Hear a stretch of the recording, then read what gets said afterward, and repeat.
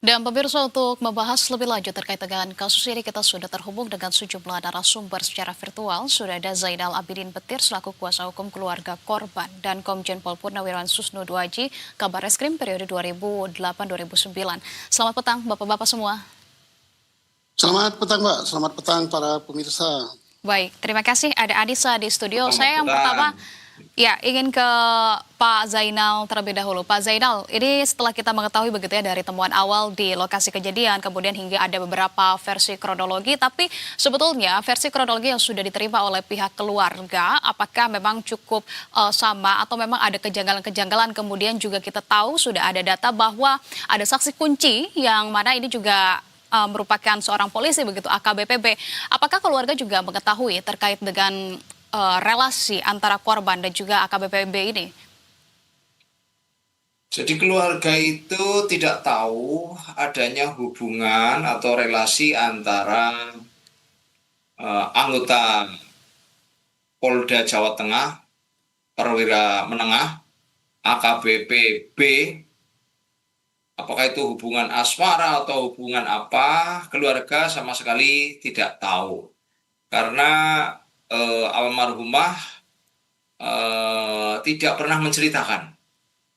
Justru hari Jumat, kejadiannya kan Senin, hari Jumat itu kakak kandung itu masih ngomentari statusnya, saling ngomentari ya statusnya kakaknya ketika kakaknya membuat video kecil, video pendek tentang usaha kakaknya yang ada di Jakarta. Jadi membuat apa itu ya, kayak semacam emotion itu ya, kayak saling ngintip di medsosnya itu loh. Jadi nggak tahu ada hubungan asmara atau hubungan relasi kerja apa, keluarga tidak tahu. Jadi justru keluarga merasa kaget, merasa terpukul, merasa sangat kehilangan sosok adik yang digadang-gadang oleh keluarga yang sekarang menjadi dosen di Untak ya, Dr. Levi gitu ya. Ya. Tapi selain bertukar reaksi begitu ya dalam sebuah video yang tadi Anda sampaikan, apakah kemudian juga ada komunikasi terakhir yang dilakukan oleh korban kepada pihak keluarga, Pak Zainal? Iya, komunikasi terakhir hanya itu. Tadi lihat di statusnya kakaknya. Oke, jadi yang tidak namanya ada Vian yang ada di Jakarta. Ya, jadi hanya itu saja. Oke, jadi tidak nggak pernah cerita mengeluh sakit atau ada masalah apa, masalah pribadi nggak pernah. Sebagaimana yang diinformasikan bahwa korban ini juga kan sempat menderita sejumlah kondisi kesehatan yang cukup tidak baik begitu ya, dan kemudian juga sempat dilarikan ke rumah sakit. Hal itu pun tidak terkonfirmasi dari pihak keluarga, pun tidak mengetahui hal tersebut ya? Tidak pernah mendengar kalau almarhumah itu menderita sakit atau punya penyakit apa yang katanya mematikan ya, karena buktinya karena meninggalnya Dr. Levi itu katanya itu kan karena darah tinggi ya. Tapi saya sudah menelusuri, sudah tanya-tanya di kampus, dia nggak ada makanan yang dihindari. Sate ya doyan, makan apapun ya doyan, es jeruk ya juga enggak. Jadi nggak ada masalah di kampus pun. Saya sudah tanya ke rekan dosen, tidak ada makanan yang dihindari. Artinya tidak cerita kalau dia punya penyakit tensi tinggi, enggak gitu. Oke, apakah kemudian itu yang menjadi salah satu beberapa kejanggalan juga begitu ya, yang mungkin dirasa oleh pihak keluarga ada perbedaan antara informasi ataupun fakta yang didapat dengan keseharian ataupun informasi yang diketahui oleh pihak keluarga. Saya ingin ke Pak Susno ke Pak Susno saat ini. Pak Susno, tapi kalau dari fakta yang ada Pak Susno, dengan kita mengetahui sudah ditemukan saat ini ya, kemudian juga ada relasi antara korban dengan AKBP yakni dari perwira polisi, apakah sebetulnya pihak kepolisian juga telah memiliki indikasi yang kuat atas penyebab kematian korban ini, Pak Susno? Menurut Anda seperti apa? Baik, pertama kita ucapkan turut bela sungkawa kepada keluarga atas meninggalnya almarhum. Nah, tugas berikutnya untuk mengungkap apa penyebab kematian. Apakah karena ada orang lain atau karena penyebab sakit atau penyebab karena bunuh diri, kan itu kan. Nah, sekarang dari fakta yang ada di TKP, kondisi korban ditemukan di TKP bagaimana, kemudian siapa yang ada di TKP, bersama siapa korban di situ, ini kan adalah keterangan TKP dan keterangan saksi. Nah, untuk mengetahui penyebab kematiannya, ini akan terjawab oleh Scientific Crime Investigation. Yaitu dengan apa? Dengan pemeriksaan laborat. Kalau ada di situ CCTV dengan CCTV. Kalau ada di situ sidik jari dengan sidik jari. Nanti akan terjawab. Tapi apapun, Polda Jawa Tengah telah mengambil langkah untuk tindakan yaitu terkait dengan pelanggaran kode etik. Itu benar. Nah, pelanggaran kode etik bahwa yang bersangkutan tinggal dengan seorang wanita yang bukan istrinya, kemudian tanpa surat nikah yang sah, itu sudah pelanggaran kode etik. Nah, jadi sehingga dia memenuhi syarat untuk ditempatkan di tempat khusus, itu sama dengan ditahan untuk nanti proses kode etik. Tapi harus diingat dan dikawal terus oleh publik bahwa penyelesaiannya tidak cukup dengan kode etik, yaitu setelah hasil laboratnya keluar, hasil scientific crime investigation-nya keluar, maka akan diketahui apakah si saksi AKBP B ini berperan menyebabkan kematian daripada korban. Nah, kalau dia berperan menyebabkan kematian, tinggal disengaja atau karena lalainya. Itu nanti porsinya reserse untuk menyidik. Untuk menentukan kalau disengaja itu namanya pembunuhan disengaja berencana. Kalau tidak sengaja mungkin karena lalainya menyebabkan meninggalnya orang lain. Itu kita sabar menunggu hasil dari pemeriksaan reserse. Jadi ini ada dua fungsi yang bekerja. Satu, fungsi terkait dengan pelanggaran kode etik, sudah melakukan penahanan atau ditempatkan di tempat khusus istilahnya. Dan yang kedua, yang berfungsi adalah fungsi reserse terkait dengan masalah kriminal. Apapun hasil daripada kode etik ini tidak meniadakan kalau terjadi masalah kriminal, misalnya dihukum kode etik bisa perlu sampai dipecat atau sampai apa, bukan berarti meniadakan peristiwa kriminal atau peristiwa pidananya. Itu harus diselesaikan dengan proses hukum pidana. Kalau terbukti si AKBP B ini berperan terhadap kematian daripada korban.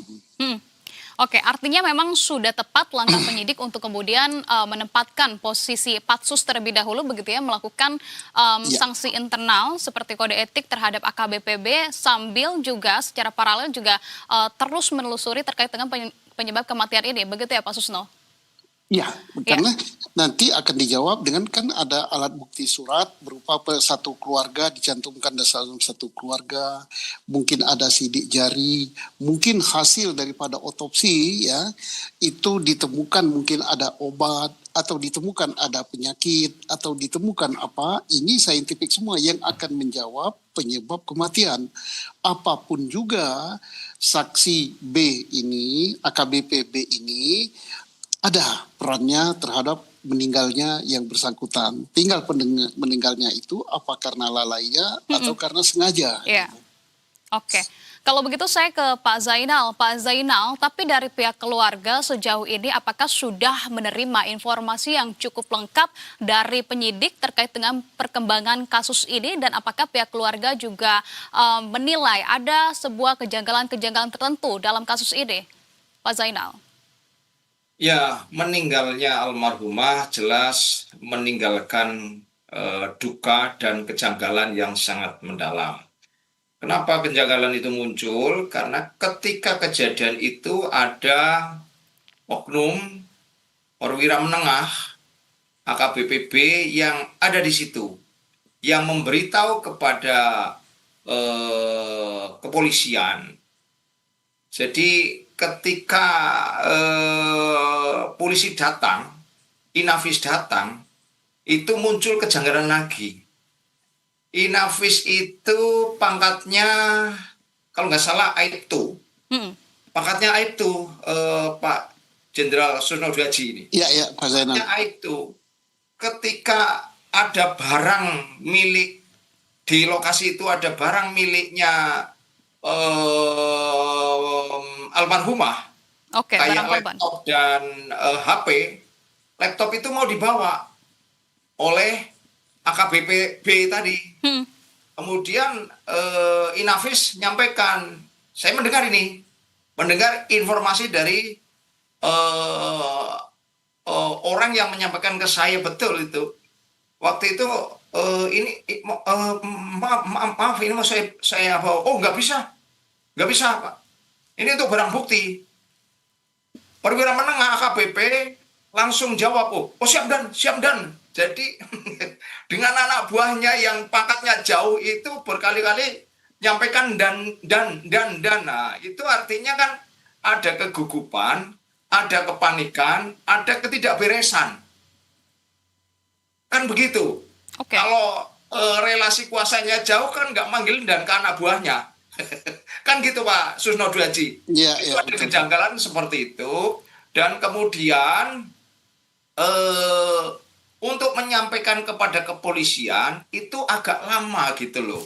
Itu ada masalah apa? Apakah berusaha untuk nutupi tapi nggak mungkin, atau bagaimana, kita nggak tahu lah ya. Maka keluarga minta supaya ini dibuka. Harus transparan. Kalau Kapolda Jawa Tengah tidak mampu untuk menangani ini, Kapolri harus turun. Karena ini ada hubungan relasi kekuasaan. Kapolri harus turun, kemudian juga harus didampingi oleh Komnas HAM, didamping oleh Kompolnas supaya bisa terang benderang. Harus diungkap. Jangan sampai polisi yang sekarang itu sedang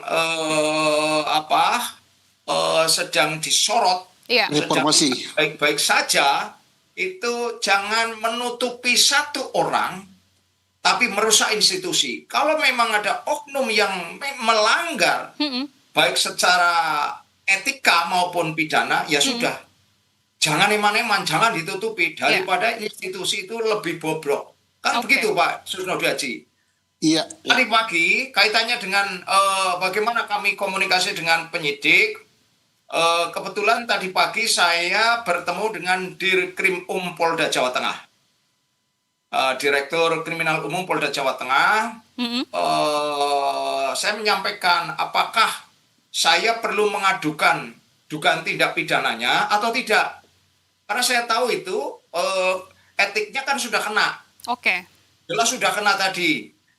Apakah saya harus melaporkan dugaan tindak pidana matinya almarhum? Kemudian dijawab, sebentar Mas Petir, ini kami juga sudah siap-siap menggelar, ada gelar untuk mengambil alih laporan polisi dari Polsek Gajah Mungkur untuk diambil alih ke Polda Jawa Tengah. Jadi ternyata itu ada laporan polisi model A, Pak Susno. Ya. Laporan polisi itu kan ada model A, model B. Kalau laporan polisi model A itu laporan karena ada tindak pidana yang diduga tindak pidana yang diketahui oleh polisi atau oleh petugas, kan gitu. Ya. Nah, kemudian kalau laporan model B itu karena laporan dari masyarakat. Nah, ini sudah ada laporan dari polisi, ada laporan dari polisi model B, sehingga saya tinggal menyampaikan bahwa saya kuasa hukum. Saya nanti yang akan mendampingi keluarganya. Tadi saya sudah koordinasi dengan Direktur Kriminal Umum dan juga Subdit yang menangani. Kebetulan saya sudah ketemu Kasubditnya. Jadi insya Allah ini dugaan tindak pidananya ada. Itu tadi ada pasal 359 Pak Susno. Oke. Mbak Anissa. Pihak Jadi, keluarga meyakini begitu ya bahwa ada tindak pidana, unsur tindak pidana di sini. Nanti saya juga akan ke Ya. Pak Susno untuk bisa membaca kejanggalan tersebut seperti ada tadi dari anggota Inafis begitu ya, dengan gelagat-gelagat dari AKBPB. Tapi saya ingin mengkonfirmasi sebelum kita jeda terlebih dahulu Pak Zainal, tapi dari pihak keluarga sempat melihat tidak ada sejumlah darah yang ada di jasad korban, Pak Zainal. ya, keluarga sempat mendapat kiriman foto dari kampus ya, dari rekan dosen, ada foto-foto di paha, ada Baik. kelihatan darah, kemudian di dada Ya. itu ada bercak gitu, Ya. merah. Oke. Tapi foto itu kemudian sebelum disimpan itu sempat Baik. terhapus, jadi Oke. kayak ditarik kembali. gitu Sudah loh. dikonfirmasi begitu ya, ada bercak darah di sana. Kita akan jeda terlebih dahulu dengan mendengarkan kumandang azan maghrib berikut ini.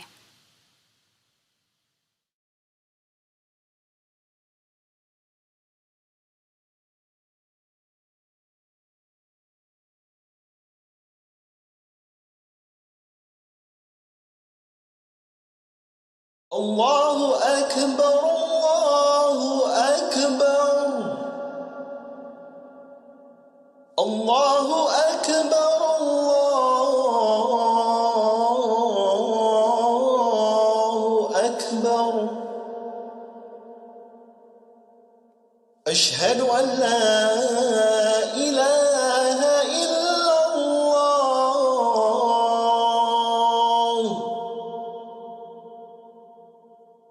أشهد أن لا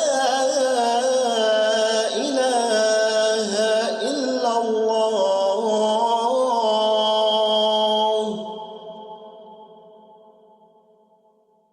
أشهد أن محمدا رسول الله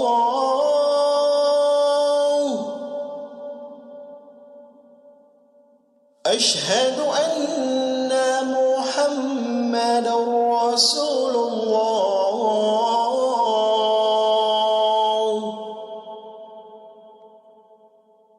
حي على الصلاة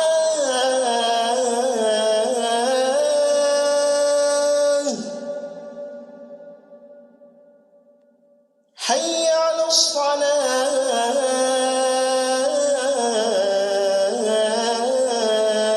الصلاة حي على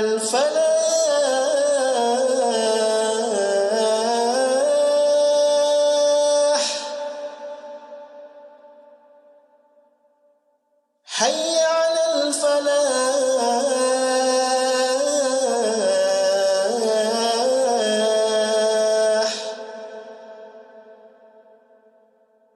الله أكبر الله أكبر لا إله إلا الله Ini ibadah sholat maghrib bagi yang menjalankan di wilayah DKI Jakarta dan sekitarnya. Kita akan lanjutkan dialog bersama dengan Pak Zainal dan juga Pak Susno. Pak Susno, kalau begitu saya ingin tanggapannya selanjutnya dari Anda, Pak Susno, untuk menanggapi kejanggalan yang tadi sudah digambarkan oleh kuasa hukum dari keluarga korban begitu ya, terkait dengan gelagat-gelagat tertentu yang gerakan begitu ya oleh AKBPB pada saat adanya penyidik, kemudian juga terkait dengan sejumlah adanya bercak darah begitu ya, atau sejumlah darah di jasad korban. Apakah menurut Anda juga terkait dengan temunya adanya darah di tubuh korban ini merupakan suatu hal yang wajar atau ini memang indikasi kuat terdapat unsur pidana di sana, Pak Susno? Baik, terima kasih informasi dari Pak Zainal selaku advokatnya bagus sekali ya. Sangat bermanfaat bagi penyidikan kemungkinan adanya tindak pidana. Nah, tentang bercak darah dan sebagainya akan terjawab oleh hasil pemeriksaan laboratorium. Nah, darah apa, mengandung apa darah itu, dan darah itu disebabkan oleh apa. Bahkan pemeriksaannya itu tidak hanya visum luar, tapi visum dalam terkait dengan otopsi. Itu akan menentukan penyebab kematian. Nah juga TKP itu sangat penting di dalam suatu peristiwa, apalagi yang diduga pidana seperti ini, termasuk kelainan, gelagat, kejanggalan yang dilakukan oleh siapa yang berada di TKP. Dan kebetulan yang berada di TKP adalah AKBP B. Dan dia mengatakan ingin mengambil laptop dan alat-alat lain itu pun itu udah bisa dikembangkan. Mengapa dia mengambil itu? Padahal itu dia tahu sebagai seorang polisi bahwa itu adalah sebagai alat bukti yang sangat penting. Itu saintifik dia. Nah, yang berikut saya berharap dan mudah-mudahan sudah ya bahwa kasus ini cukup menarik perhatian dan cukup besar, dan ini bukan lagi porsinya Polsek ya Gajah Mungkur, sudah porsinya Polda, minimal Poltabes, tapi Polda sudah ambil, ini bagus sekali. Dan untuk peristiwa seperti ini tidak perlu laporan polisi, ada atau tidak ada laporan, karena ini bukan delik aduan. Ini murni pidana, nggak usah dia Polda nunggu laporan dari siapapun juga, dan termasuk sudah ditawari oleh Pak Zainal, apa perlu saya lapor? Nah ini mungkin Pak Zainal ingin agar peristiwa ini lebih cepat, karena Pak Zainal selaku advokat pasti tahu bahwa peristiwa ini tak perlu ada laporan, Polda harus tanggap segera gitu. Kalau ini sudah ditangani oleh Polsek, di take over, ini sudah levelnya Polda gitu untuk hal seperti ini. Karena apa? Kasusnya harus diungkap. Ini tidak wajar kematiannya. Tinggal timbul pertanyaan, yang menyebabkan tidak wajar ini melibatkan siapa? Apakah melibatkan saksi, AKBP B, ataukah ada orang lain? Kemudian ingin diungkap juga caranya apa, sehingga modusnya apa. Kemudian sampai terjadi peristiwa ini. Ini udah levelnya penyidik Polda. Oke, baik. Ini jika memang menjadi sesuatu yang sangat penting bagi AKBPB begitu, dari laptop kemudian juga ponsel, tentunya ini penyidik akan memiliki bukti yang sangat kuat dan juga cukup akurat. Harapannya dari Pak Zainal dan juga keluarga seperti apa terhadap penyidikan dari kasus ini? Singkat saja Pak Zainal, silakan. Ya, harapannya kami minta supaya ada pertanggungjawaban atas kematian keluarga almarhum ya, karena matinya tidak sengaja, maksudnya tidak wajar, dan polisi itu harus betul-betul terbuka, transparan. Tidak boleh polisi menutupi satu orang atau dua orang yang terlibat, supaya Polri ke depan itu lebih baik, begitu. Baik, kalau begitu kita tentu akan terus memantau dan juga mengawal kasus ini sampai dengan terang benderang dan diketahui penyebab pasti dari kematian korban. Terima kasih banyak atas perspektifnya Pak Susno Duaji dan juga informasinya Pak Zainal. Salam sehat selalu, sukses selalu untuk Anda. Terima kasih Mbak Anissa, Pak Zainal, Pak Susno Duaji.